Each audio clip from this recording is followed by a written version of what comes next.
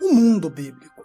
Um enigmático mundo repleto de curiosidades, mas também de grandes mistérios e várias incógnitas. Talvez seja por causa de sua antiguidade que nos deixam com mais perguntas que respostas. Ainda mais quando falamos sobre a criação, sobre os anjos caídos, profetas e dilúvio universal. Por isso buscamos tanto por uma explicação que pelo menos preencha nossas mentes e nossos vazios existenciais. E diante desta necessidade de sempre querer mais e mais, nem tudo nos é dito e algumas indagações são proibidas. Neste emaranhado de informações, a Bíblia nos dá relatos incríveis, ideias, posturas e exemplos, mas que é preciso saber interpretá-los, já que pode nos levar a um caminho. Conhecer como age, como atua o Criador. Mas ela tem muitos enigmas que deixam interrogações tanto para os que creem, tantos para os que nela não creem. Mas o que teríamos quando essas incógnitas são reveladas?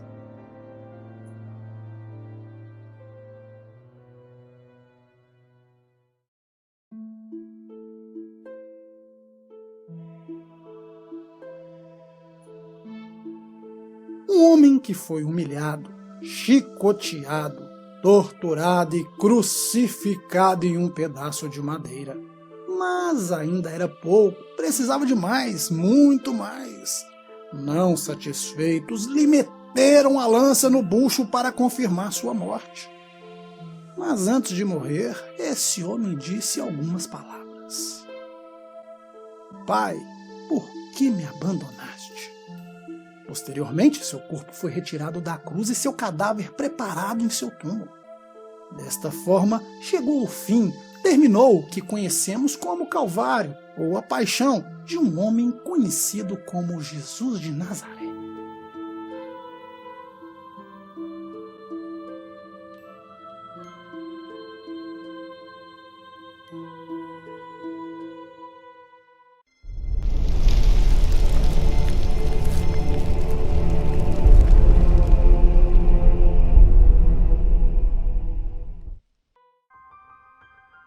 No entanto, sua história vai bem além, isto é, não termina por aí. De acordo com as Escrituras, Jesus ressuscitou no terceiro dia, porém foi visto por poucas pessoas. Contudo, se dizia que ressuscitou dos mortos.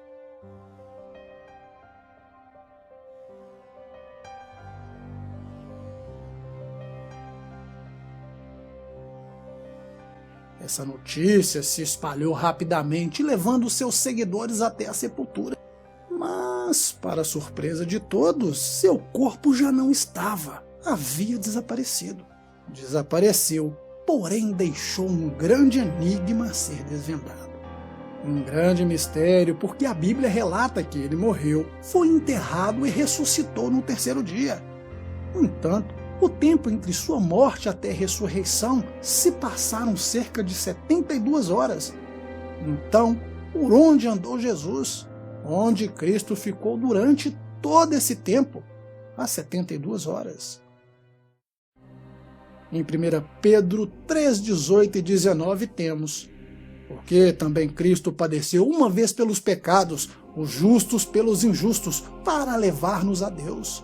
Mortificado, na verdade, na carne, mas vivificado pelo Espírito, no qual também foi, e pregou aos espíritos em prisão.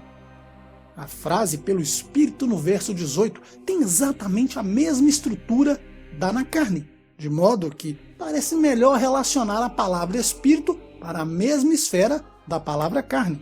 Ou seja, carne e Espírito são a carne e o Espírito de Cristo. As palavras vivificadas em Espírito apontam para o fato de que levaram Cristo do pecado e morte, o que resultou na separação de seu espírito humano do Pai. O que é nascido da carne é carne, e o que é nascido do Espírito é Espírito. João 3, 6. O contraste é entre a carne e Espírito. Quando a expiação de Cristo pelo pecado se completou, seu Espírito retornou à aliança que havia sido quebrada. Pedro novamente descreve uma ligação necessária entre o sofrimento de Cristo e sua glorificação. Somente Pedro nos dá essa informação específica sobre o que aconteceu entre os dois eventos. Outra é que a palavra pregou não é uma palavra usual para descrever o evangelho do Novo Testamento. Literalmente significa anunciar uma mensagem. Jesus sofreu e morreu na cruz, seu corpo foi executado e seu espírito morreu quando ele foi feito pecado. Mas seu espírito foi vivificado e ele o entregou ao Pai. De acordo com Pedro, em algum momento entre sua morte e a ressurreição, Jesus se apresentou no Hades para dar este testemunho aos espíritos encarcerados. Mas Pedro se referia às pessoas como almas e não espíritos. Interessante é que no Novo Testamento a palavra espírito é usada para descrever anjos ou demônios, e não seres humanos. Provavelmente, por este motivo, não chamou de espíritos. Ou será que Hades realmente significa inferno? Em Atos 2:31 diz que ele foi ao Hades, mas Hades não é inferno. A palavra Hades se refere à esfera dos mortos, um lugar temporário onde eles aguardam a ressurreição. Numa versão da língua inglesa, temos a clara distinção entre os dois lugares. Inferno seria um lugar permanente e definitivo do julgamento para os perdidos, e Hades, um lugar temporário. Nosso Senhor rendeu seu espírito ao Pai, morreu em algum momento entre a morte e a ressurreição, visitou a esfera dos mortos, onde ele proclamou uma mensagem aos seres espirituais, ou talvez anjos caídos, e que de alguma forma tinha uma relação com o período anterior ao dilúvio no tempo de Noé. O verso 20 esclarece essa questão. Enfim, Pedro não nos diz o que ele proclamou a estes espíritos encarcerados, mas não poderia ser uma mensagem de redenção, uma vez que anjos não podem ser salvos. Vejam Hebreus 2:16. Provavelmente foi uma declaração de vitória sobre o chamado Satanás e suas potestades. 1 Pedro 3:22, Colossenses 2:15, Efésios 4:8-10 parece também indicar que Cristo foi ao paraíso.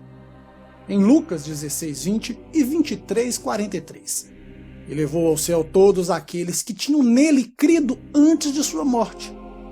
Esta passagem não dá grandes detalhes sobre o que ocorreu, mas a maioria dos estudiosos da Bíblia concorda que é isto que significa o levou cativo o cativeiro. Como vemos, a Bíblia não é totalmente clara sobre o que exatamente Jesus Cristo fez ou realizou durante os 3 dias entre sua morte e a ressurreição. Entretanto, ao que parece, ele estava pregando a vitória sobre os anjos caídos ou descrentes. O que podemos saber ao certo é que Jesus não estava dando às pessoas uma segunda chance para a salvação. Porque, de acordo novamente com a Bíblia, vamos enfrentar o julgamento depois da morte. Então, a morte seria o fim de tudo. Hebreus 9:27 prova isso. Não há segunda chance. Bem, afinal, já que a Bíblia não dá uma resposta definitiva sobre as 72 horas durante o período entre sua morte e a ressurreição, então, onde esteve Jesus? E talvez esse seja um dos grandes mistérios que vamos entender, talvez, se um dia chegarmos à glória. Eu sou Wagner Souza. Forte abraço e até mais.